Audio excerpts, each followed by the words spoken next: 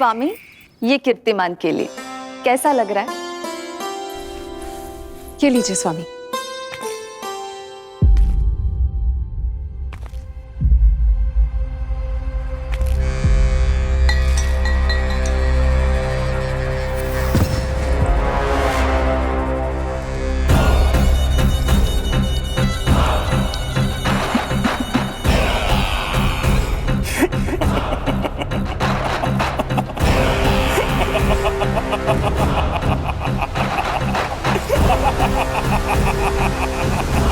नेत्रों के सामने अपनी संतान की हत्या होते हुए देखना कितना पीड़ादायक रहा होगा ये दृश्य। किंतु प्रभु, यदि देवर्षि नारद कंस के हृदय में संदेह का बीज न बोते तो कंस ऐसा कभी नहीं करता। तो फिर उसे उकसाए ही क्यों देवर्षि ने? आप भूल गए देवराज, समस्त संसार में जो भी होता है मेरी इच्छा अनुसार ही होता है। यही प्रश्न नारद ने भी मुझसे पूछा था।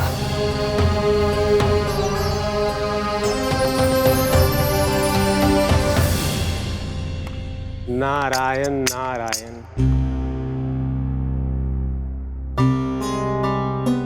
छोटे से बालक की इतनी निर्मम हत्या और माध्यम बना मैं। प्रभु, ये कैसी लीला है आपकी? अभी तो देवकी की 5 और संतानों की हत्या होना शेष है नारद। अब से कंस शिशुओं के जन्म लेते ही उनकी हत्या कर देगा। यदि जन्म के तुरंत बाद ही मृत्यु होनी है तो जन्म का लाभ ही क्या है प्रभु? यही विधि का विधान है नारद। कीर्तिमान और शेष 5 बच्चे श्रापग्रस्त हैं। जन्म के कर्मों के अनुसार अल्पायु होना उनकी नियति है।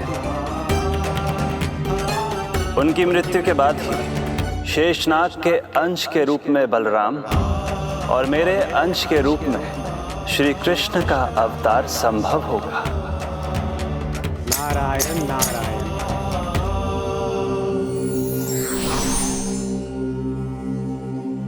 देवकी के पुत्र एक के बाद एक जन्म लेते रहे और उनकी हत्या कर कंस अपने पापों की संख्या में वृद्धि करता रहा।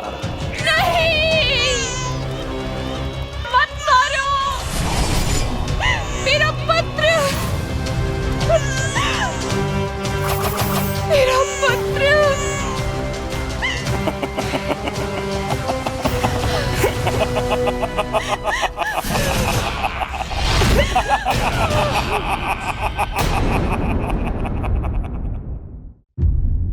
अब उसकी क्रूरता की कथा ऐसे मोड़ पर आ पहुंची जहां से वापसी असंभव है, क्योंकि अभी अभी उसने देवकी के छठे पुत्र का वध कर दिया है। हे प्रभु, कितना दुर्दांत है ये कंस। किंतु एक ही जन्म में एक साथ 2 माताओं का पुत्र बनने में उसने आपकी सहायता कैसे की प्रभु? उसके भय ने उससे ये कार्य सहज ही करवा दिया देवराज। जन्म लेते ही माता देवकी के सभी पुत्रों की हत्या कर उसने मुझे विवश कर दिया है। अब जीवित रहने के लिए मेरे अवतार को माता देवकी की कोख से जन्म लेने के तुरंत बाद मैया यशोदा के पास गोकुल जाना ही होगा। और इस प्रकार कंस के कारण एक ही जन्म में 2 माताओं का पुत्र बनने का आपका वचन सत्य सिद्ध होगा। आपकी लीला अपरंपार है प्रभु। आप सब अब निश्चिंत होकर जाइए। मेरे अवतार के जन्म होने की घड़ी अब निकट ही है। हम धन्य हुए प्रभु। हम धन्य हुए प्रभु।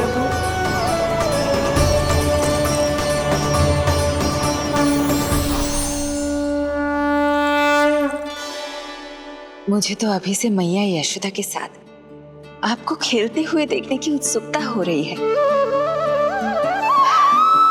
उनकी प्रवृत्ति कितनी निराली है। क्रोध ना करूं तो क्या करूं? देखिए इसकी शैतानी, फिर चला गया सुलक्षणा के बगीचे में फूल खाने। और आपको तो पता है ना सुलक्षणा का, इतनी सी त्रुटि हो जाए पूरे गांव में बखान करने में कोई कमी ना रखती। और जे की, अरे जब ग्वालिनों को पता चलेगा तो क्या कहेंगी? यही ना कि जसोदा अपने बच्चे को खाना ना देती, भूखा रखे है। सुनो जी, मैं तो कहती हूँ अब ब्याह करा देते इसका। अब वो ही ध्यान रखेगी इसका। केवल पत्नी सुधार सकती है तुझे। तुम इसके बारे में बात कर रही हो कि मेरे बारे में? नहीं, वैसे सारे गोकुल वाले यही कहते हैं कि हमारे घर पर तुम्हारा ही राज चलता है। हे नारायण, ये परिहास की बात है क्या?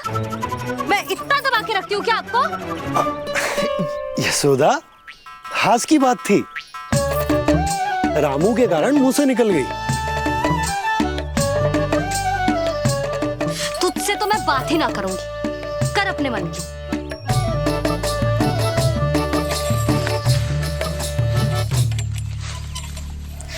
पता है तुझे कितना क्रोध आता है जब तू ऐसे बिना बताए घर से चला जाता है।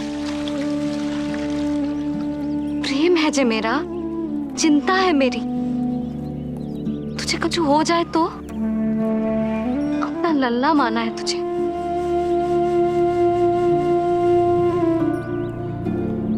मेरे भाग्य में तो मां बनना लिखो ही ना है।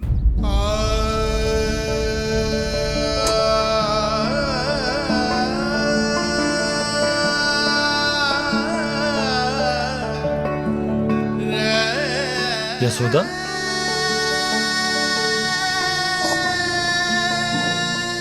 आपको पता है, जब मैं छोटी थी इसके जैसी चंचल थी।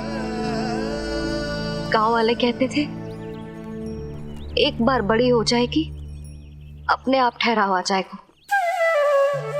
ना आयो। फिर बड़े बूढ़े कहने लगे चिंता की कछु बात ना है, एक बार शादी हो जाएगी सब ठीक हो जाएगा। ना हुआ। फिर सबन ने कही एक बार बालक हो जाने दो, गोद भर जाएगी अपने आप परिपक्व हो जाएगी। पर गोद तो भरी ना मेरी। बालक तो हुआ ही ना। उस पर जब जे भी भाग जाता है तो मुझे रह रह के यही स्मरण होता है कि कमी मुझ में ही है। मैं ही किसी बात का ध्यान न रख पाती। संभव है यही कारण से नारायण ने बालक ना दियो मुझे। यदि देते तो बहुत बुरी मैया बनती मैं। यशोदा, क्या होगा तुम्हें? कहाँ की बात कहाँ लेकर जा रही हो तुम?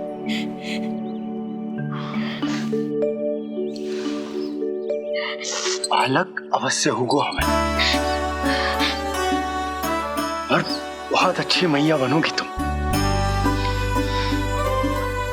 बस नारायण सही समय की प्रतीक्षा कर रहे हैं। मेरी तो ना सुन रहे बे। आप ही कह दियो उनसे, अब और प्रतीक्षा ना होगी मुझसे।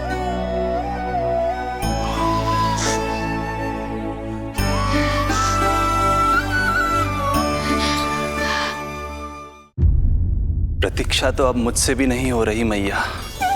तो फिर मैया की इच्छा पूरी कीजिए प्रभु। जिस क्षण की प्रतीक्षा मुझे इतने वर्षों से थी, बस अब वो निकट है। किंतु प्रभु, आपको तो माता देवकी का 8वां पुत्र बनकर जन्म लेना है, तो फिर 7वां पुत्र? धीरज रखिए, धीरज। आपको तो ज्ञात ही है, मेरे यहां देर है, अंधेर नहीं। मैं यहाँ तुम दोनों पर आश्रित हूँ यशोदा। भोजन, सुरक्षा, परिवार का अपनापन सब कुछ दिया है तुमने मुझे, किंतु मेरा दुख मुझे एक क्षण भी चैन लेने नहीं देता। मेरे स्वामी और बहन देवकी कितने ही वर्षों से कंस की काल कोठरी में बंदी है। दिन रात नियति के श्राप को सहन करने के अतिरिक्त और कोई उपाय नहीं है उनके पास। ऐसे में मैं सुख की सांस कैसे लूं? कीर्तिमान की हत्या के बाद मेरी सुरक्षा के लिए मेरे स्वामी ने मुझे यहाँ भिजवा दिया, चुपचाप। किंतु मेरा हृदय तो वही छूट गया यशोदा। इससे तो अच्छा होता कि मैं भी उसी कारागार में होती, मेरे स्वामी और बहन देवकी का दुख तो साझा कर पाती।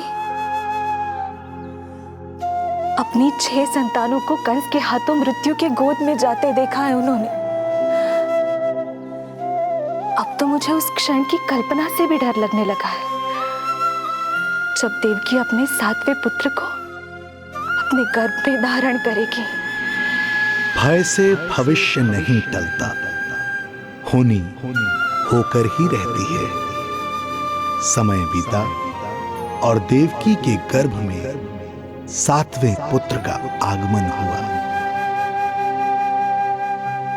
क्या इसका भी भविष्य वही होगा जिसके भाइयों का हुआ था? इस बंदी गृह की दीवारें, प्रत्येक ईंट, प्रत्येक पत्थर, यहां तक कि यहां की वायु भी उस कंस की बंदी है। अब तक तो उसे सूचना भी मिल चुकी होगी। वो निर्दयी, क्रूर प्रतीक्षा कर रहा होगा कि कब तुम्हें प्रसव हो और कब उसकी तलवार हमारे नन्हे शिशु, हमारी 7वीं संतान का रक्त पिए।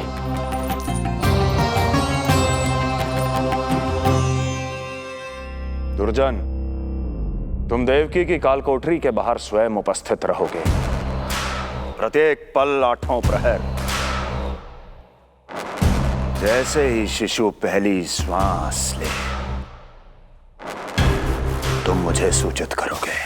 अवश्य महाराज, आज्ञा दें।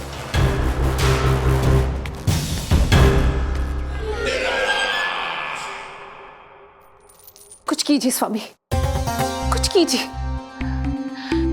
मैं नहीं चाहती कि ये अपनी प्रथम श्वास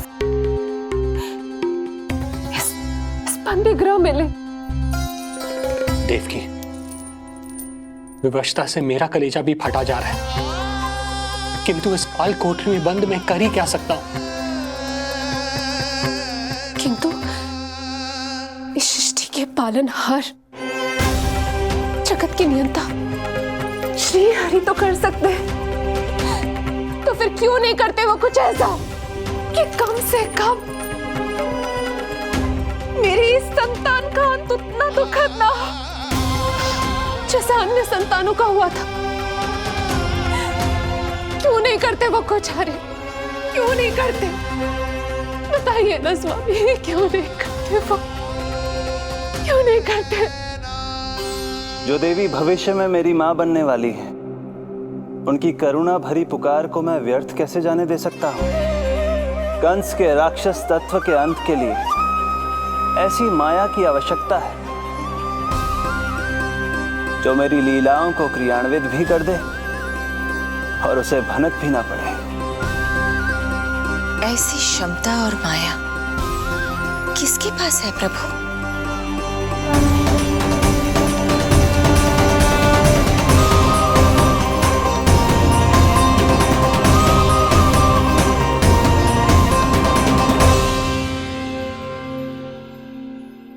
ओम नमो आकर्षिणी ज्वाला मालिनी, ओम नमो भगवती क्लेशनाशिनी।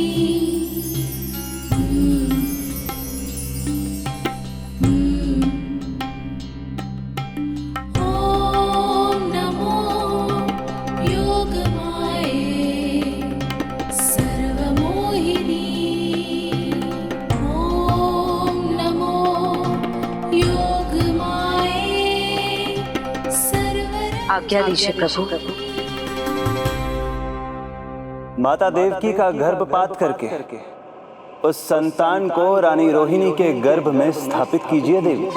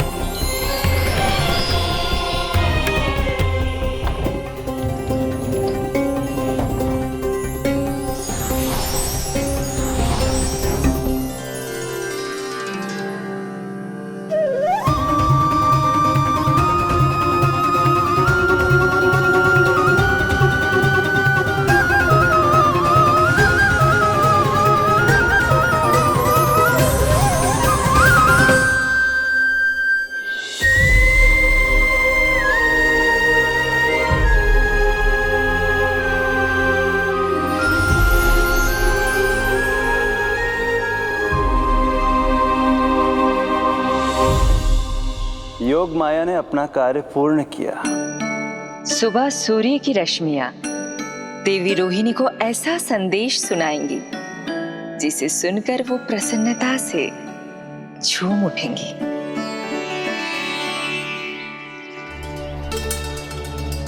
यादव कुल के नए राजकुमार के आगमन पर बहुत बहुत शुभकामनाएं रानी।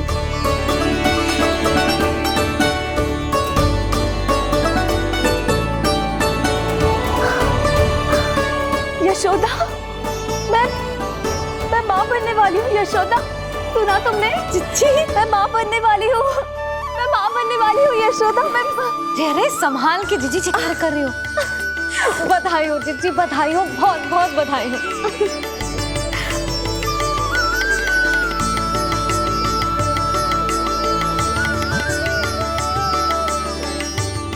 विधि का विधान भी विचित्र होता है। रोहिणी, जिनका ये पुत्र नहीं है, वो प्रसन्न है, किंतु देवकी, जिनका ये पुत्र है, वो व्याकुल है।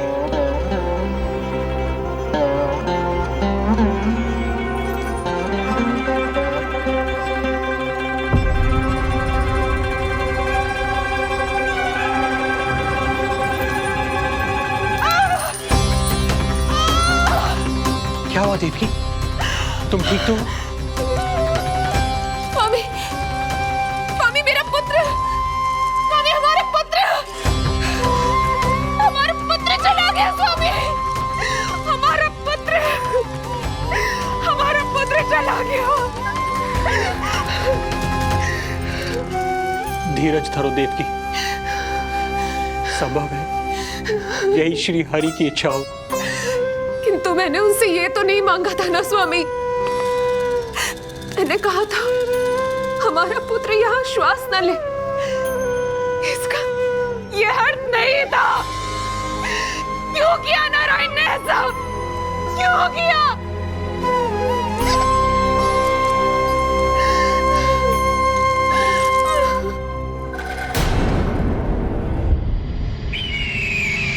तो ये सत्य है महाराज, राजकुमारी देवकी का गर्भपात हो गया है।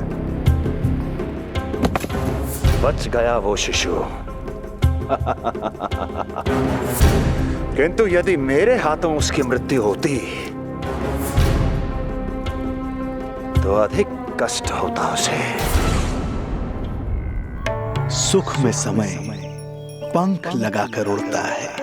शीघ्र ही रोहिणी के प्रसव का दिन आ पहुंचा और उसने एक स्वस्थ और सुंदर बालक को जन्म दिया।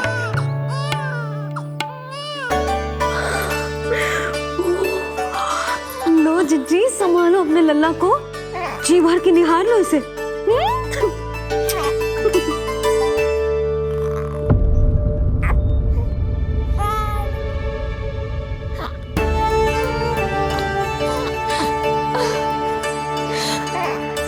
मेरा पुत्र राजकुमार।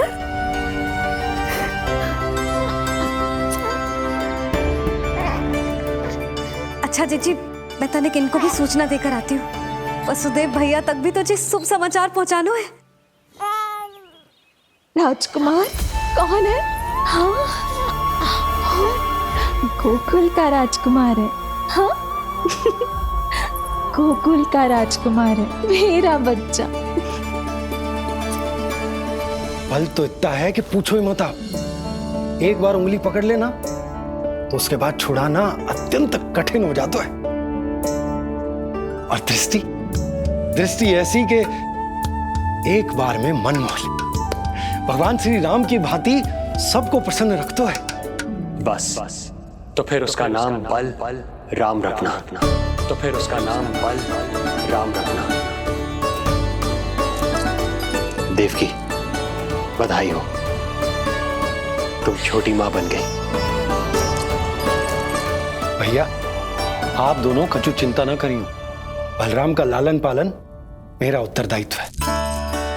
उसे कछु कमी ना होने दूंगा मैं।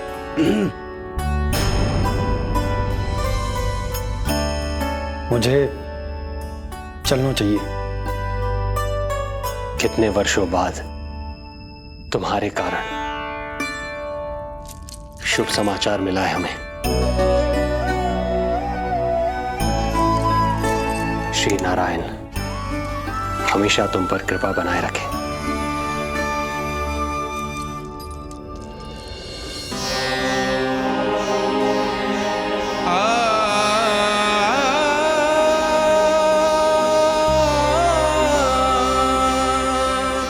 आपको बहुत बहुत बधाई हो स्वामी।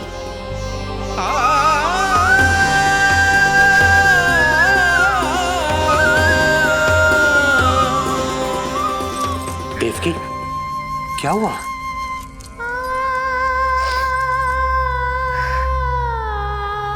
कुछ नहीं। रोहिणी दीदी ने आपको वो सुख दे दिया जो मैं कभी ना दे सकी। उन्होंने आपको संतान दे दी, किंतु मैं देवकी,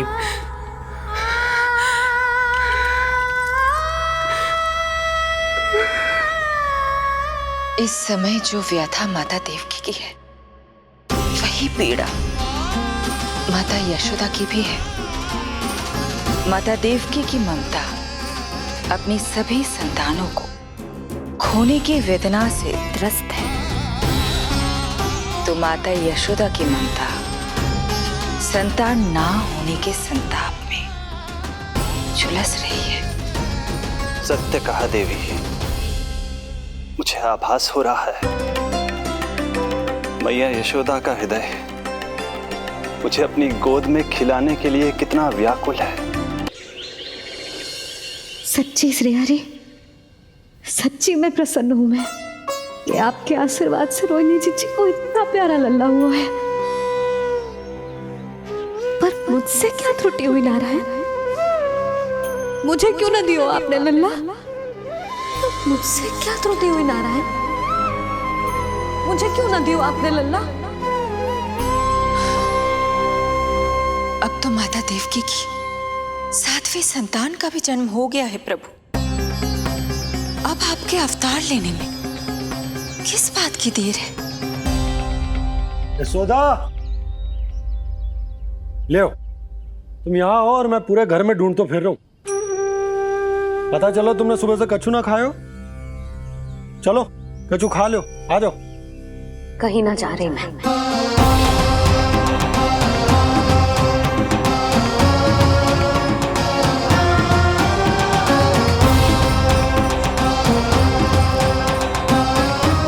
क्या हो वो? हरि को बांध के बैठी हूं। जब तक मेरे प्रश्नों के उत्तर ना देंगे, ना कहीं जाऊंगी ना कछु खाऊंगी। कौन से प्रश्न और कैसे उत्तर? गोकुल की प्रत्येक स्त्री को ममता का वरदान दिया है आपने, तो नारायण मुझसे ऐसा कौन सा अपराध होगा कि आपने मुझे अभी तक इस सुख से वंचित रखा है?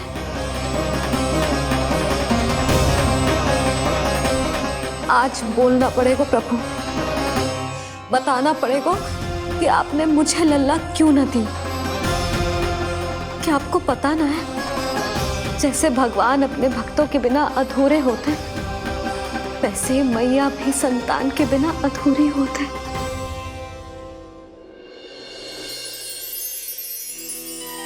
साचा सुमीरन सबसे हरि को, साचा है हरि नाम, जिनकी कृपा से बन जाते हैं सबके बिगड़े काम। साचा सुमीरन। प्रभु, मैया यशोदा उसी वेदना का अनुभव कर रही है जिसका अनुभव उन्होंने पिछले जन्म में माता धारा के रूप में किया था। आपका कथन सत्य है देवी। अब मैया यशोदा को उनके कष्ट से मुक्ति दिलाने का समय आ गया है।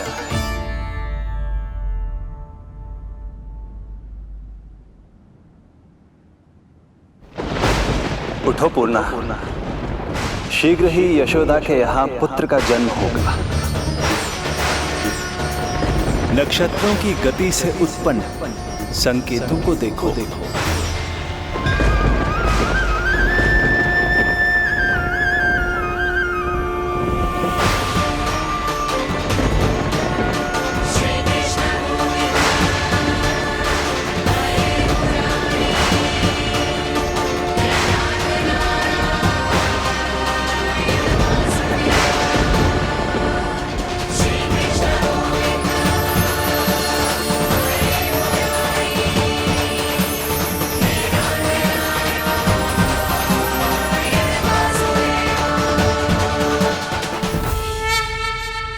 इतने विशेष कार्य के लिए इनका चुनाव। ये देवी कौन है प्रभु? ये मेरे भविष्य में होने वाले गुरु महर्षि संदीपनी की माता हैं देवी। अपने ज्ञान के कारण गोकुल वासियों की श्रद्धेय हैं। यदि मेरे आगमन की सूचना मैया यशोदा को ये देंगी तो ही मैया विश्वास करेंगी।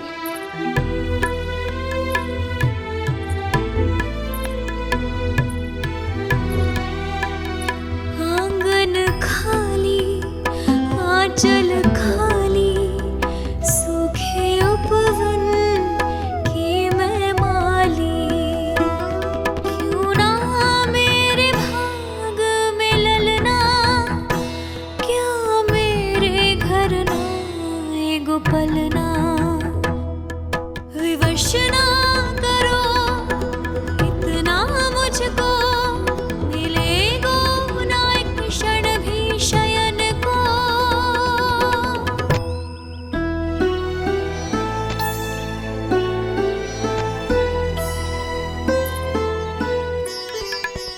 मैं जिसे सुलाऊं जो मुझे जगाए, प्रभु दे दो ना वरदान। साचा सुमीरन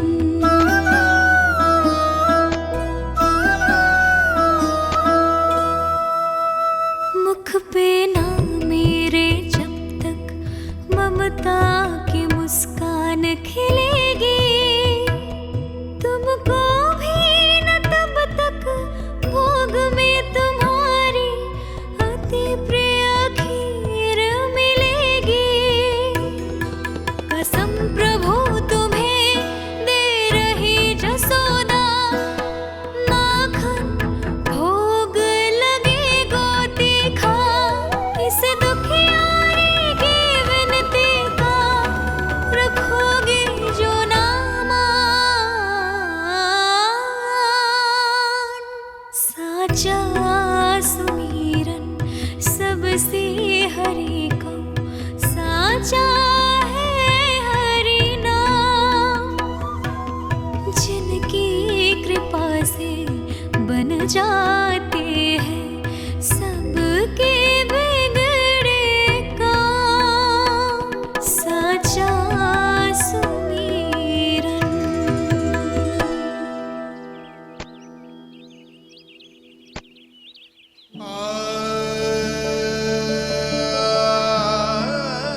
यशोदा, मैं तुम्हारी व्यथा समझ रहा हूं, पर खाना छोड़ना अच्छी बात ना है। श्री हरि तुम्हारी पुकार अवश्य सुनेंगे। भरोसा रखो। लो, कछु खा लो। भगवान से हट करना सही बात नहीं है यशोदा। भूखे प्यासे रहे प्राण देने हैं क्या? यशोदा,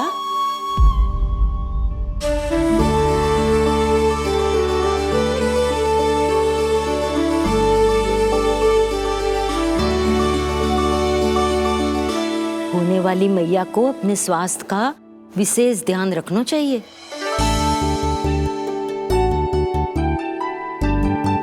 खाना खा। भौचक देखती मती रहे, विश्वास कर। नक्षत्रों की गति देखी है मैंने। पूर्णा मौसी, क्या सच्ची? आप सच्ची कह रही हो ना? भाद्रपद माह की अष्टमी तिथि को रोहिणी नक्षत्र में जब सूर्य सिंह राशि का होगा और चंद्र वृषभ राशि का, तब मध्य रात्रि तेरे लल्ला का जन्म होगा।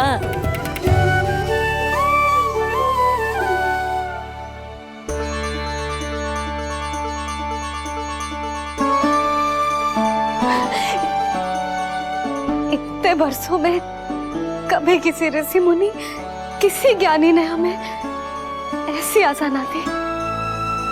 आज पहली बार हमें इतना स्पष्ट आश्वासन मिलो है। बहुत बहुत धन्यवाद आपका पूर्णा मौसी, बहुत बहुत धन्यवाद।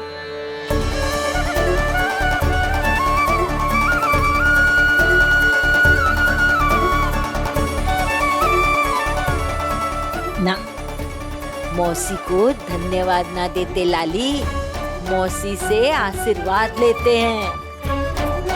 ला लड्डू ला।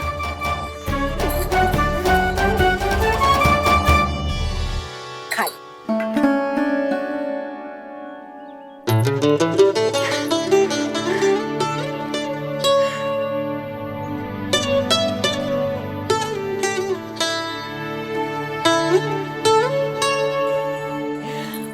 बस अब तुझे केवल उस क्षण की प्रतीक्षा करनी है। मैं मैया बनने वाली हूँ। सुना आपने? मैं मैया बनने वाली हूँ, आप बाबा बनने वाले हैं। हरि ने कृपा कर दी हम पर। तुम्हारे प्रश्नों के उत्तर दे दिए नारायण ने। चलो अब शीघ्रता से भोजन कर लो। मैं जा रही हूँ रोहिणी जीजी को बताने। अरे पर भोजन पूर्णा मौसी जो कह देती है वो होके रहता है।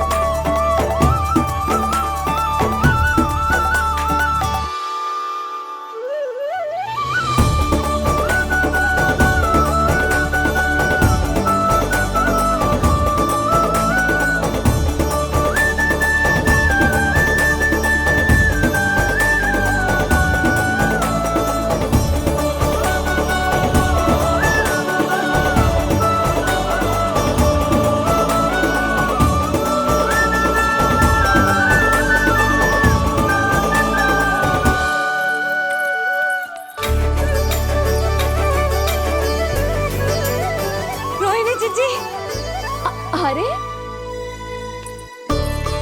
अरे अरे मैं मैया बनने वाली हूँ, लल्लाओं को मारे घर। क्या? पूरी मौसी ने बताई। सच? अब अपने अंश का निर्माण करने का समय आ गया है।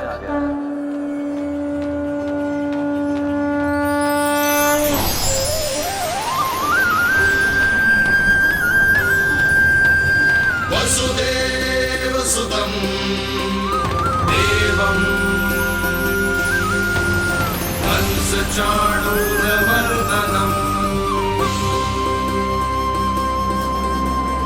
यशोदा परमानन्दम् कृष्णं वन्दे जगद्गुरुं कृष्णं वन्दे जगद्गुरुं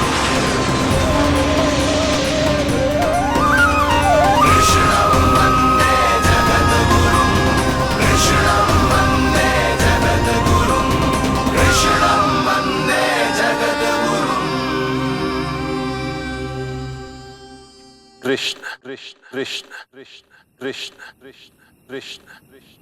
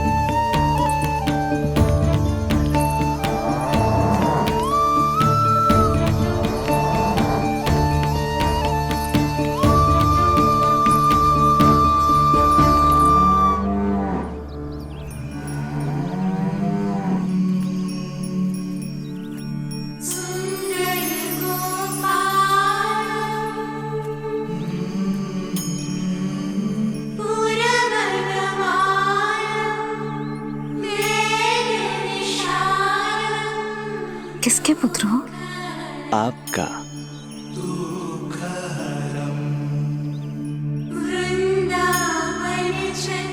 आपकी गोद में शीघ्र ही खेलने के लिए मैं आतुर हूं मैया। कछु विचित्र लग रहा है। कौन हो तुम? मैं हूं श्री विष्णु का अवतार।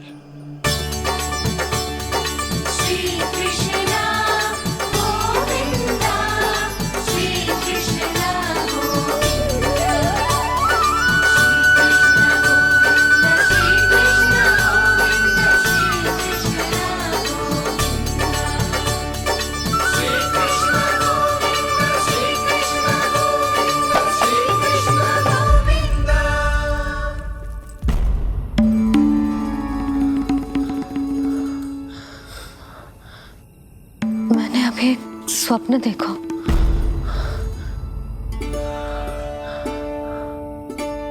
क्या वो स्वप्न वन में था?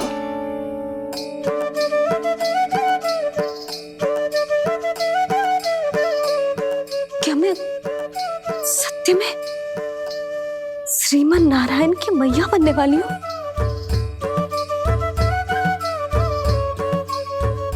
यशोदा ने स्वप्न में जो देखा था, सांसारिक माया के कारण वो उस पर विश्वास करने में असमर्थ थी। मुझे भरोसा ना हो रहा है। ये तो संभव ही ना है। मैं श्रीमन नारायण की मैया कैसे बन सकती हूँ?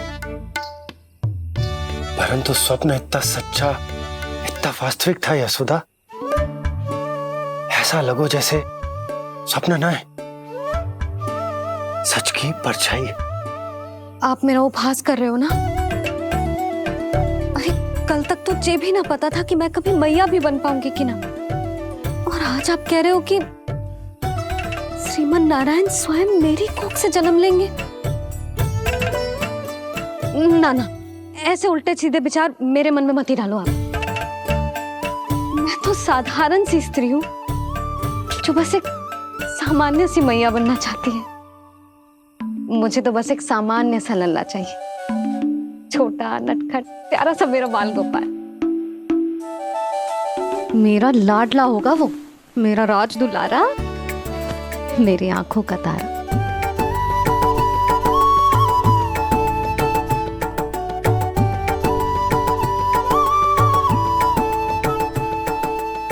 मैया यशोदा और बाबा नंद का वात्सल्य प्रेम इतना अधिक था कि उनका मन इस अद्भुत घटना पर विश्वास करने को तैयार ही नहीं था।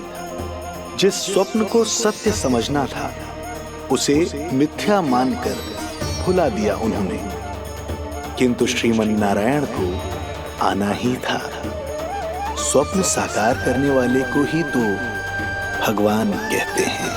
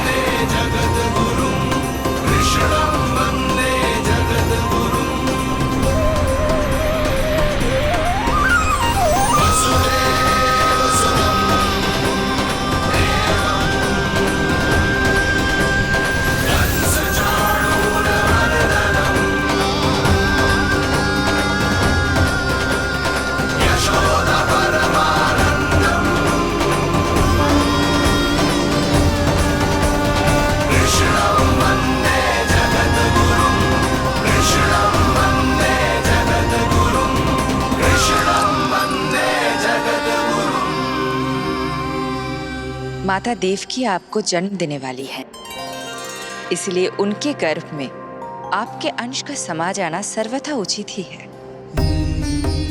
किंतु मैया यशोदा के हृदय में आपने अपने अंश का धाक स्थापित किया है। इसका अवश्य ही कोई ना कोई कारण होगा। मेरे अंश के ये दोनों भाग तन और आत्मा हैं देवी। माता देवकी मेरे तन को जन्म देंगी, किंतु मेरी आत्मा का जन्म मैया यशोदा के हृदय से होगा। जब मैया प्रथम बार मुझे अपने हाथों में थामेंगी, मेरे अवतार की आत्मा और तन एक दूसरे से जा मिलेंगे और तभी मेरा अवतार पूर्ण होगा।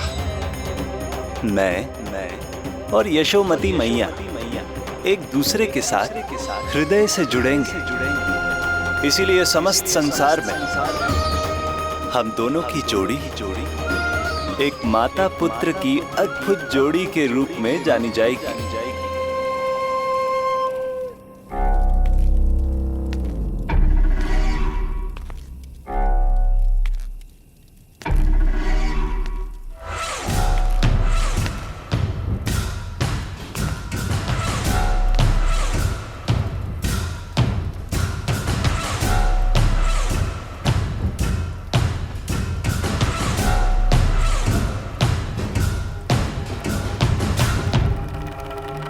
अच्छे कर्म करने वाला व्यक्ति भले ही कितनी भी विपत्तियों से क्यों ना घिरा हो, वो शांतिपूर्ण गहरी निद्रा में सो पाने में सक्षम होता है।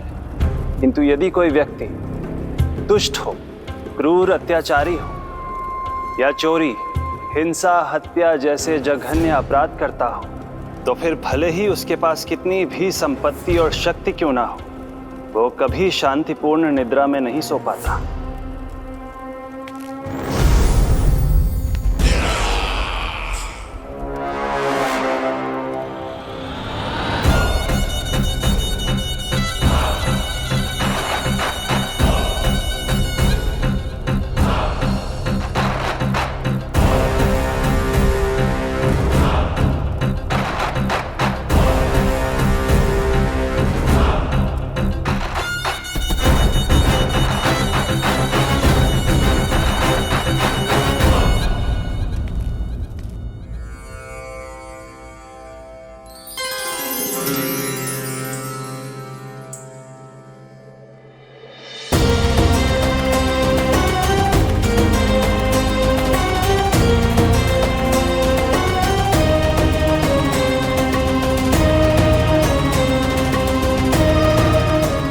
अब आप अपने अंश का निर्माण कीजिए देवी, ताकि जब मैं माता देवकी के 8वें पुत्र के रूप में अवतार लूं, तो आप भी मैया यशोदा की पुत्री के रूप में जन्म ले पाए।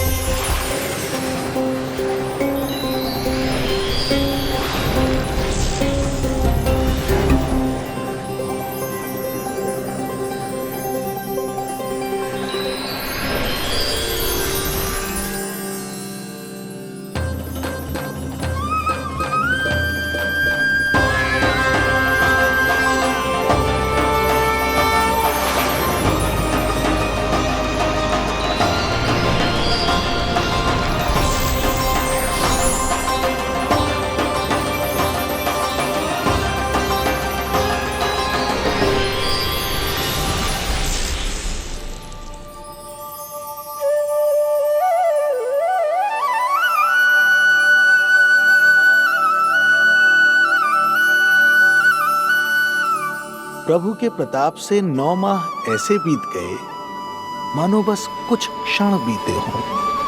देखते ही देखते वो शुभ घड़ी, मैया यशोदा के लल्ला के जन्म की घड़ी आ गई।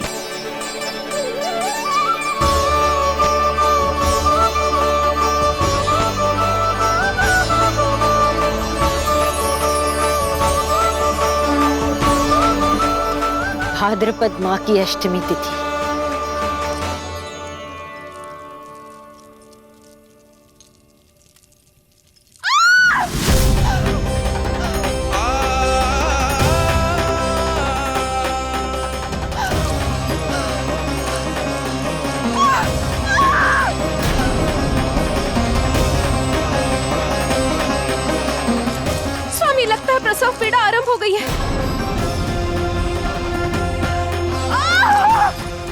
देवकी, संभालो अपने आप को, धीरज रखो। जीजी, यशोदा, दाई माँ।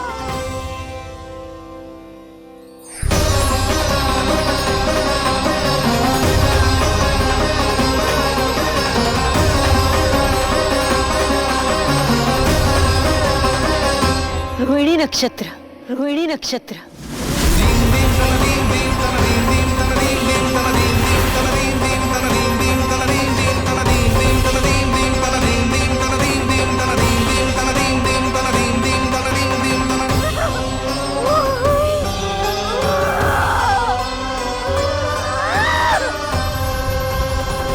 सूर्य सिंह राशि में और चंद्र वृषभ राशि में, यही तो है अधर्म के विनाश और धर्म की स्थापना का संकेत।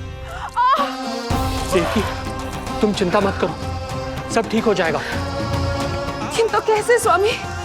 भैया की तलवार की धार विनाश की बिजली बनकर मेरे आंखों के सामने चमक रही है। देवकी, तुम विश्राम करो।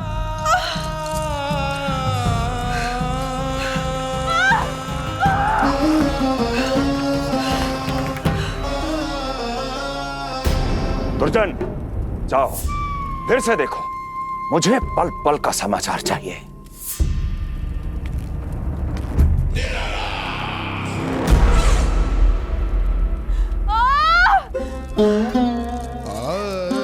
जैसे ही मेरा पुत्र मेरे सुरक्षित कोख छोड़कर इस संसार में आएगा, भैया कंस मेरी ममता को मिले इस वरदान को मुझसे छीन लेंगे।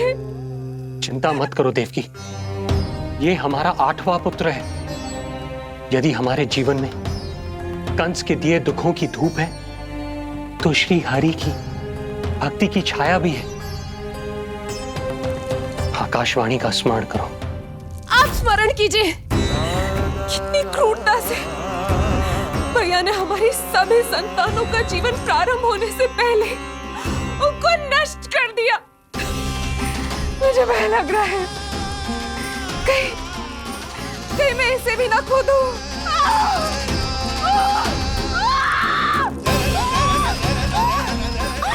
अब और प्रतीक्षा ना हो पाएगी मुझसे, अब और प्रतीक्षा ना हो पाएगी।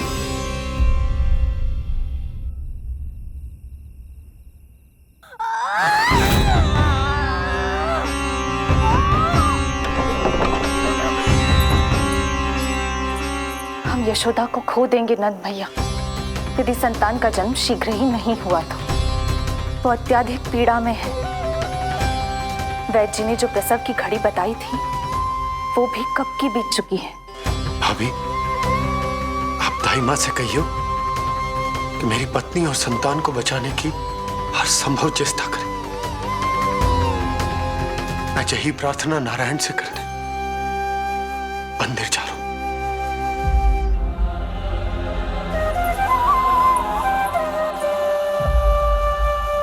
प्रभु, मैया योग माया को जन्म क्यों नहीं दे रही है? मेरा ही तो शक्ति तत्व है योग माया। वो तभी जन्म ले सकती है जब मेरे 8वें अवतार श्री कृष्ण का जन्म होगा। तो प्रभु, अब आपको किस बात की प्रतीक्षा है?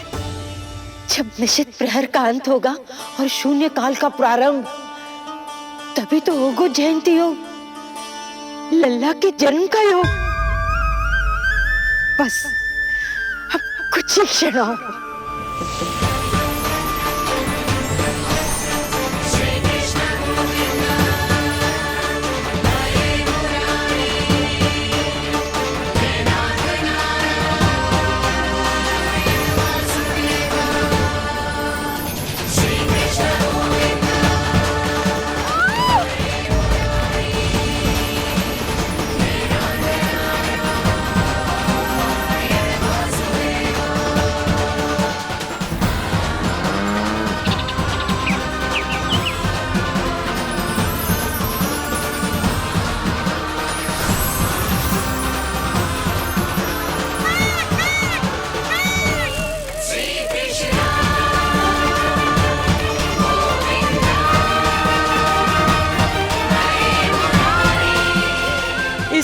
की सबसे शुभ घड़ी आ गई।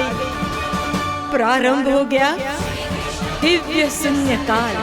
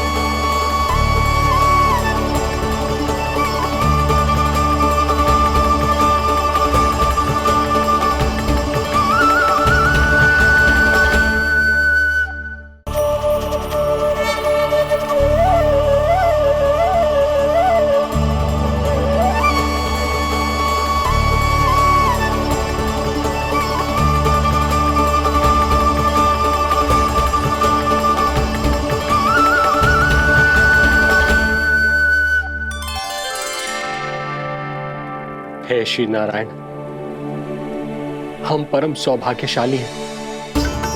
हमारे पुत्र के रूप में आप स्वयं पधारे हैं। यदि मैं कारागार से बाहर होता तो ब्राह्मणों को 10 सहस्त्र गायों का दान करता, किंतु प्रभु मैं बंधन में हूं। प्रभु, कंस को जैसे ही आपके आगमन का समाचार ज्ञात होगा, आपके प्राण हरने वो तुरंत अपनी नग्न तलवार लहराते हुए चला आएगा। हे दीनदयाल, आप तो भक्तों के भय का नाश करने वाले हैं, परंतु प्रत्येक क्षण मेरा भय और भी बढ़ता जा रहा है। मेरे क्रूर भाई ने निरंतर मेरी ममता की हत्या की है। तो अब और नहीं प्रभु, आप कोई ऐसी लीला दिखाई ताकि उस पापी को आपके जन्म के विषय में पता ही ना चल पाए। आपके इस अलौकिक चतुर्भुज रूप का समाचार उनके क्रोध की ज्वाला को और भड़का देगा और वो आपका वध करने के लिए सेना सहित यहां आ जाएंगे।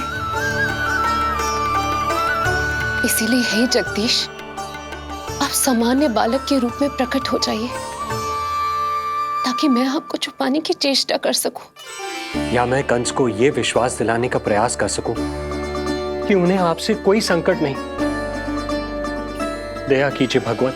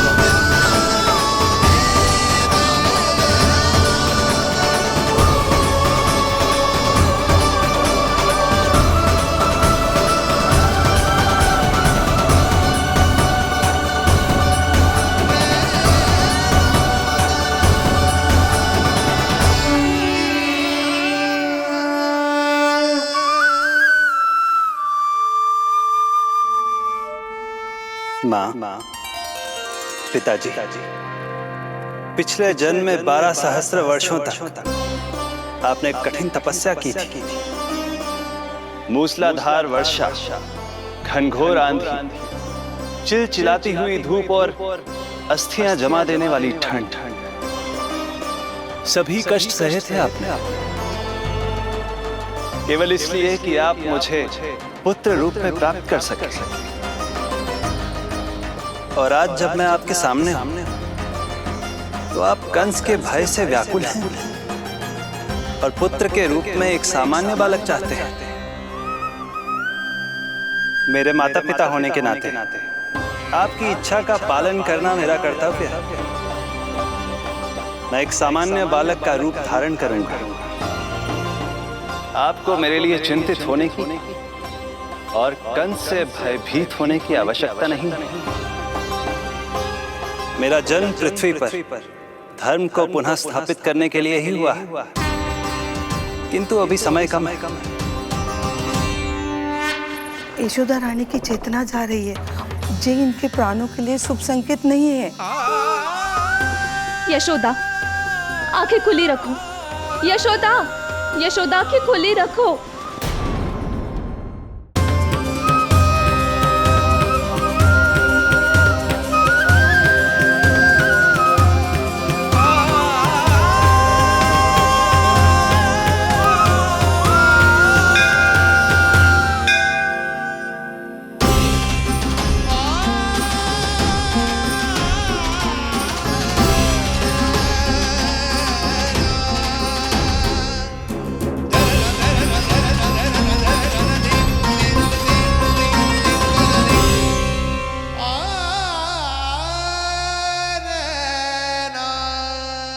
पिताजी, इससे पहले कि कंस यहाँ आए, आप मुझे लेकर यमुना पार चले जाइए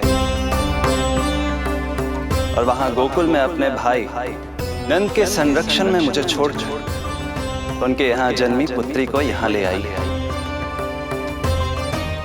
उसके प्राणों की चिंता मत कीजिए मां, जो हो रहा है मेरी ही लीला है। अब जाइए पिताजी, शीघ्रता कीजिए।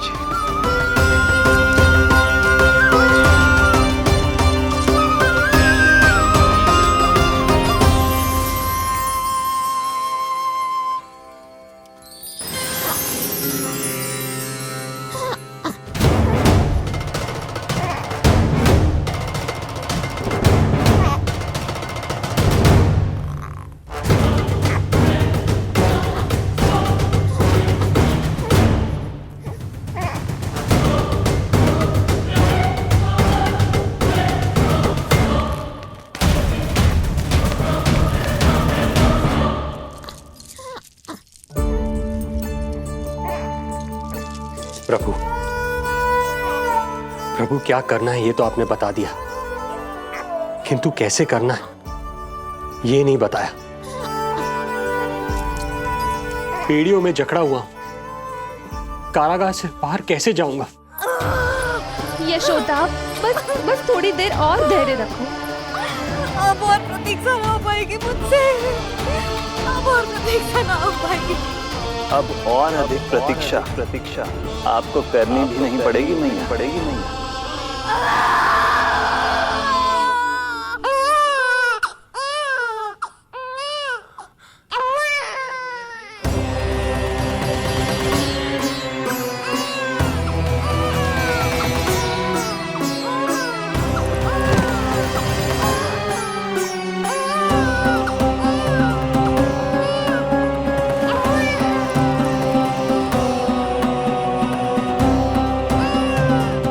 योगमाया को जन्म देते ही मैया यशोदा अचेत हो गई, किंतु अपनी सुध-बुध खोने वाली वो अकेली नहीं थी।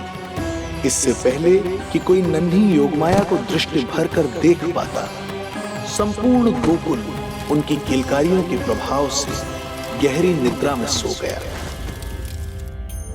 योग माया को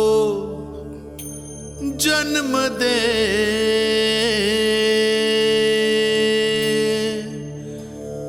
यशोमती हुई निढाल,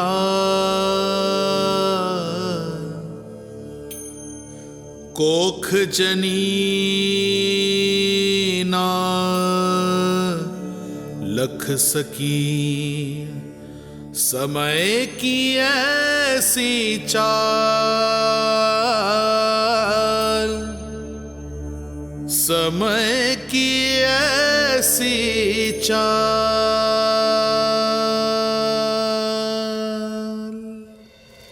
उधर मथुरा में वसुदेव अचरज में थे कि नन्हे प्रभु को बंदी गृह से बाहर कैसे निकाला जाए। अब केवल श्री विष्णु की माया ही इनकी सहायता कर सकती थी। प्रभु की आज्ञा का पालन कैसे संभव होगा? संपूर्ण कारागार पहरेदारों से भरा पड़ा है।